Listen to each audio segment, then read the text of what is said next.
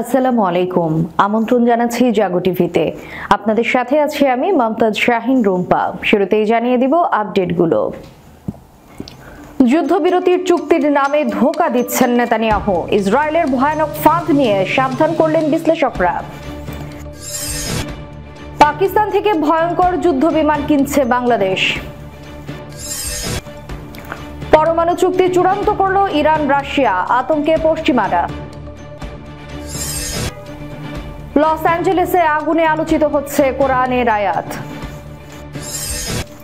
ট্রাম্পের শপথ অনুষ্ঠানে শি জিনপিংকে আমন্ত্রণ, নাম নেই মোদির। তুমি একটা ক্রিমিনাল, গাজা ইস্যুতে যুক্তরাষ্ট্রের সমালোচনা, সাংবাদিককে বের করে দিলেন ব্লিংকেন। দর্শক শুনছিলেন শিরোনাম, এবারে থাকছে বিস্তারিত সংবাদ। যুদ্ধবিরতির চুক্তির নামে ধোঁকা দিচ্ছেন নেতানিয়াহু। ইসরায়েলের ভয়ানক ফাঁদ নিয়ে সাবধান করলেন বিশ্লেষকরা।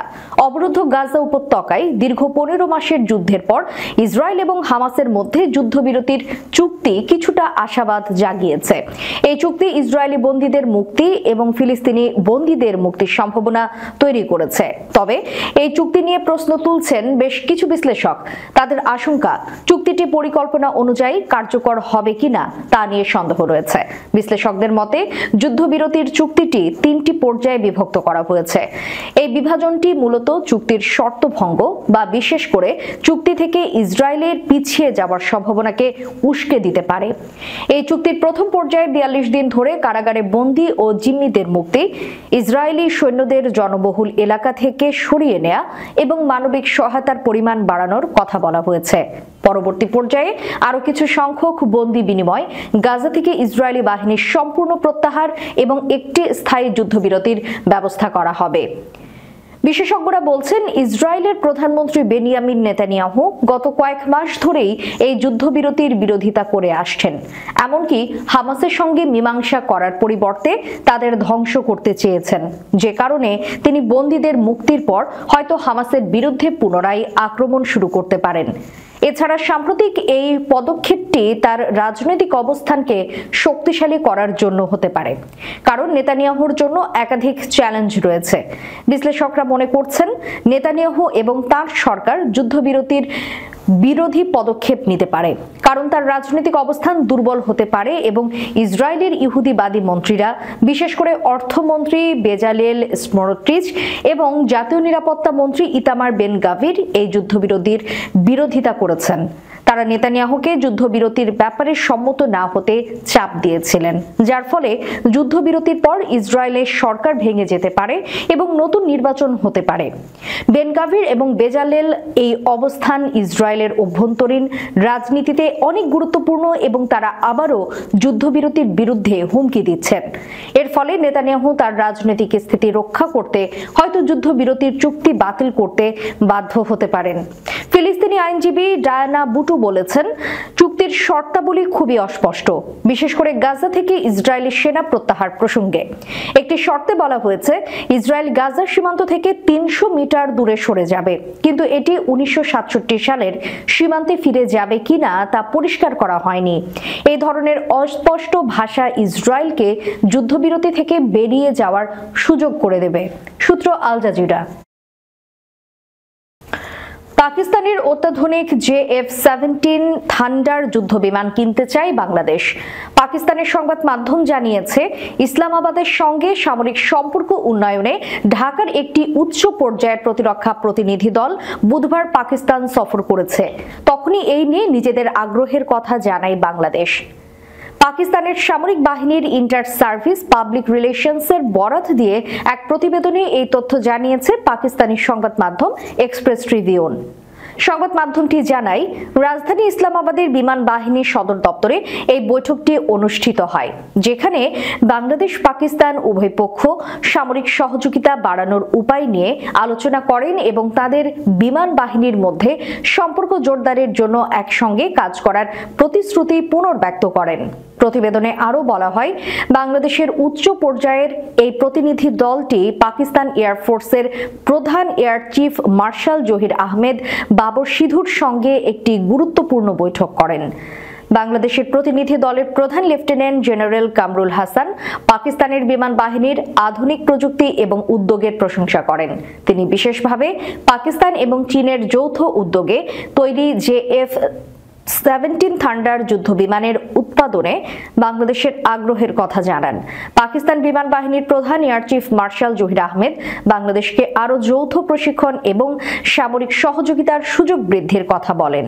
এছাড়াও পাকিস্তান এবং বাংলাদেশের মধ্যে সামরিক সহযোগিতা বৃদ্ধি এবং দ্বিপাক্ষিক সম্পর্ক আরও শক্তিশালী করার উপর বৈঠকে গুরুত্ব দেওয়া হয়। প্রসঙ্গত, JF-17 থান্ডার যুদ্ধ বিমানটি অত্যাধুনিক প্রযুক্তি সম্পন্ন একটি মাল্টি রোল ফাইটার জেট, যা বিভিন্ন ধরনের হামলা পরিচালনা করতে সক্ষম। এটি পাকিস্তান অ্যারোনটিক্যাল কমপ্লেক্স এবং চীনের চেংদু এয়ারক্রাফট ইন্ডাস্ট্রি কর্পোরেশনের যৌথ উদ্যোগে তৈরি হয়েছে। অত্যাধুনিক যুদ্ধ বিমানটি দিন ও রাতে অভিযান চালানো, ডগ ফাইট এবং প্রতিপক্ষের আকাশ সীমায় ঢুকে গুপ্তচর তথ্য সংগ্রহের মতো কাজ করতে পারে।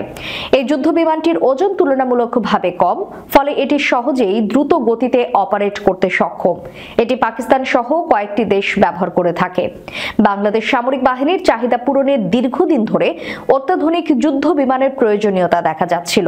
সেই ক্ষেত্রে বিমান বাহিনীর বহরে JF-17 থান্ডার যুদ্ধ বিমানটি যুক্ত হলে তা হবে বাংলাদেশের সামরিক খাতের জন্য একটি বড় অগ্রসর। ইরানের প্রেসিডেন্ট মাসুদ পেজেশকিয়ান শুক্রবার রুশ প্রেসিডেন্ট ভ্লাদিমির পুতিনের সঙ্গে বৈঠক করেছেন। তিনি আশা প্রকাশ করেছেন উভয় দেশ ইরানে একটি পারমাণবিক চুক্তি চূড়ান্ত করতে পারবে। এই বৈঠকটি রাশিয়া ও ইরানের মধ্যে কৌশলগত অংশীদারিত্ব চুক্তি স্বাক্ষরের আগে অনুষ্ঠিত হয়েছে। প্রেসিডেন্ট পেজেশকিয়ান গত জুলাইয়ে প্রেসিডেন্ট নির্বাচিত হওয়ার পর প্রথমবারের মতো ক্রেমলিন সফর করেছেন। পুতিনের সঙ্গে দ্বিপাক্ষিক সম্পর্ক এবং আন্তর্জাতিক ইস্যু নিয়ে আলোচনা করেছেন তিনি। রাশিয়া ও ইরানের মধ্যে 20 বছরের এই কৌশলগত চুক্তিতে প্রতিরক্ষা সহযোগিতা সহ বিভিন্ন বিষয় অন্তর্ভুক্ত থাকবে। রাশিয়ার সঙ্গে ইরানের সম্পর্ক ঘনিষ্ঠ হওয়া পশ্চিমাদের উদ্বেগ বাড়িয়েছে। তবে মস্কো ও তেহরান উভয়ই দাবি করেছে তাদের এই সম্পর্ক অন্য কোনো দেশের বিরুদ্ধে নয়। ইউক্রেন যুদ্ধে ইরানি ড্রোন ব্যবহার এবং ইরান থেকে ক্ষেপণাস্ত্র সরবরাহের অভিযোগ নিয়ে পশ্চিমা দেশগুলো রাশিয়া ও ইরানের প্রতি নিন্দা জানিয়েছে, যদিও তেহরান ড্রোন বা ক্ষেপণাস্ত্র সরবরাহের অভিযোগ অস্বীকার করেছে। রাশিয়ার পক্ষ থেকে নিশ্চিত করা হয়নি তারা ইরানি ক্ষেপণাস্ত্র পেয়েছে কিনা, তবে ক্রেমলিন জানিয়েছে তাদের সহযোগিতা সবচেয়ে সংবেদনশীল ক্ষেত্রগুলোতেও অন্তর্ভুক্ত রয়েছে। প্রেসিডেন্ট পেজেশকিয়ানের সফরে ইরানের জ্বালানি খাতের উপর পশ্চিমা নিষেধাজ্ঞা নিয়ে আলোচনা হবে বলে আশা করা হচ্ছে। প্রেসিডেন্ট পেজেশকিয়ান এবং পুতিন এর আগে গত অক্টোবর মাসে রাশিয়ার কাজান শহরে অনুষ্ঠিত ব্রিক্স সম্মেলন এবং তুর্কমেনিস্তানের এক সাংস্কৃতিক ফোরামের সাইড লাইনে বৈঠক করেছিলেন। এই চুক্তি রাশিয়া ও ইরানের মধ্যে ঘনিষ্ঠ কৌশলগত সহযোগিতার আরেকটি পদক্ষেপ হিসেবে দেখা হচ্ছে।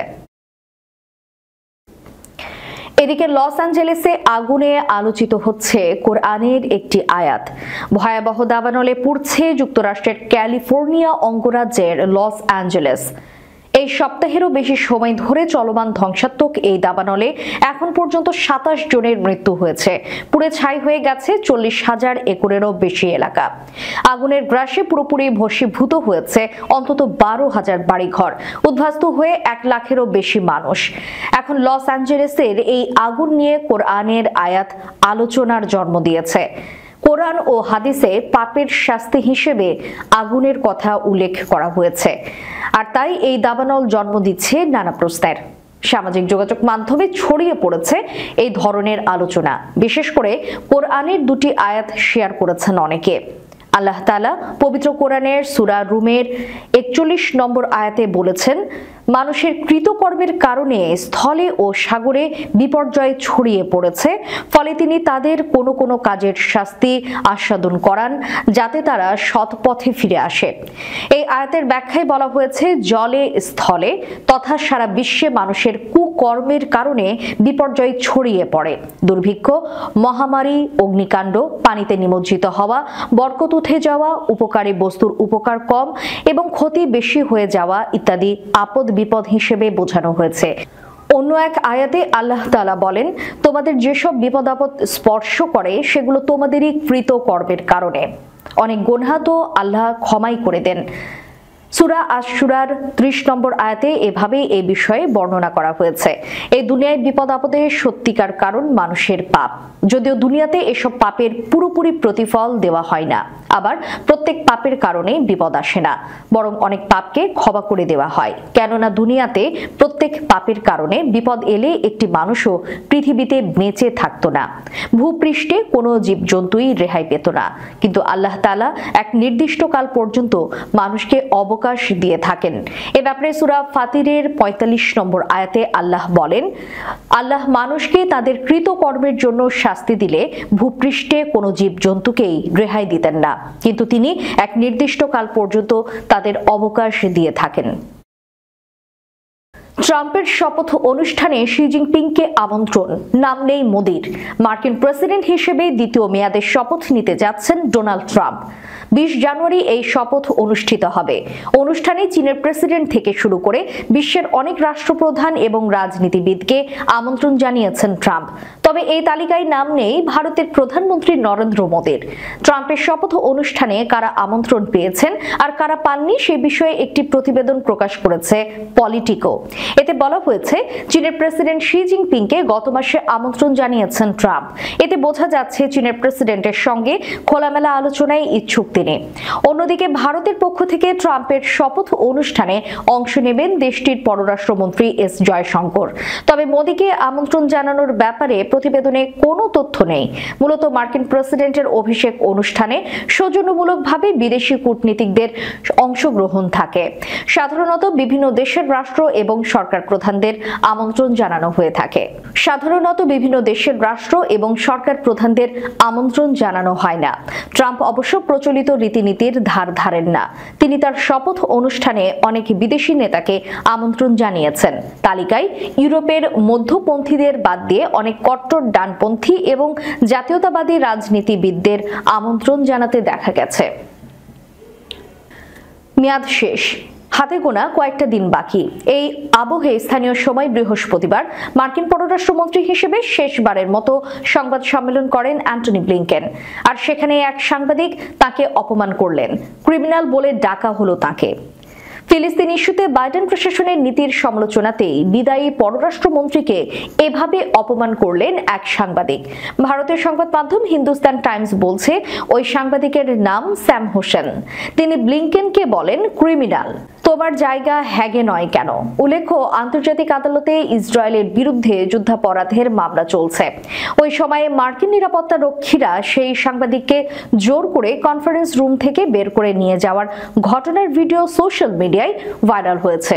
সেখানে দেখা যায় সেই সাংবাদিক প্রথমে তার গায়ে হাত দিতে বারণ করেন নিরাপত্তা রক্ষীদের।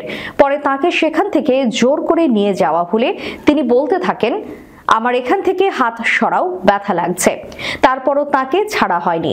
ব্লিংকেনের বিরুদ্ধে সেই সাংবাদিক সরব হতেই তাকে সেখান থেকে সরিয়ে নিয়ে যায় নিরাপত্তা রক্ষীরা।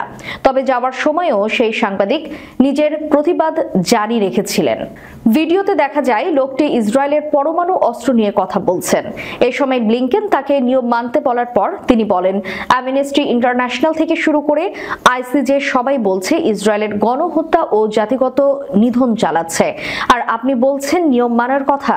এরপরে ব্লিংকেনকে ক্রিমিনাল সম্বোধন করে লোকটি বলেন, আপনার জায়গা হেগে নয় কেন? দর্শক, শেষ করার পূর্বে সংবাদ শিরোনামগুলো জানিয়ে দিব আরো একবার। যুদ্ধবিরতির চুক্তির নামে ধোঁকা দিচ্ছেন নেতানিয়াহু, ইসরায়েলের ভয়ানক ফাঁদ নিয়ে সাবধান করলেন বিশ্লেষকরা। পাকিস্তান থেকে ভয়ঙ্কর যুদ্ধ বিমান কিনছে বাংলাদেশ। পরমাণু চুক্তি চূড়ান্ত করল ইরান রাশিয়া, আতঙ্কে পশ্চিমারা। লস অ্যাঞ্জেলেসে আগুনে আলোচিত হচ্ছে কোরআনের আয়াত। ট্রাম্পের শপথ অনুষ্ঠানে শি জিনপিংকে আমন্ত্রণ, নাম নেই মোদির। তুমি একটা ক্রিমিনাল, গাজা ইস্যুতে যুক্তরাষ্ট্রের সমালোচনা, সাংবাদিককে বের করে দিলেন ব্লিংকেন। এতক্ষণ আমাদের সাথে থাকার জন্য ধন্যবাদ। আল্লাহ হাফেজ।